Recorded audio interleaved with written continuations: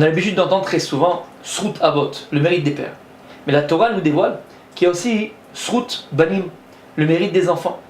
On voit dans les parachiotes de Bereshit, le Midrash nous dévoile, il nous dit pourquoi Avraham Avinu, il a été sauvé Be'ur Kazim. Vous savez que lorsque Nimrod ordonne à Avraham Avinu de se prosterner devant la Vodazara, l'idolâtrie, où tu te fais jeter dans le feu, bien sûr Avraham il va décider de se laisser jeter dans le feu. Il va être sauvé. Il nous dit Midrash, par le mérite de Yaakov Avinu, et c'est un Zohar aussi, par le mérite de Yaakov Avinu, Avraham a été sauvé.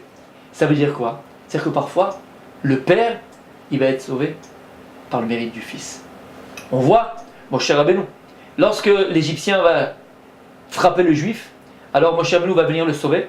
Avant de tuer l'Égyptien, il y a écrit qu'il va regarder à droite et à gauche, d'un côté et d'un autre côté.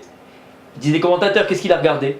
Il a regardé est-ce qu'il n'y avait pas le Srut Avot, ou si le mérite des pères, il n'y a pas le mérite des enfants. Peut-être que de cet Égyptien, il va sortir un tzaddik, peut-être il va sortir un juste parmi les nations, alors je ne le tuerai pas. Il a vu que rien de bon allait sortir de lui, alors il l'a tué.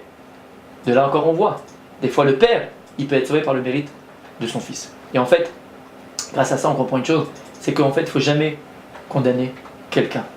Parce que peut-être qu'il n'a pas Srut Avot, il n'a pas le mérite des pères, mais peut-être qu'il a le mérite des fils.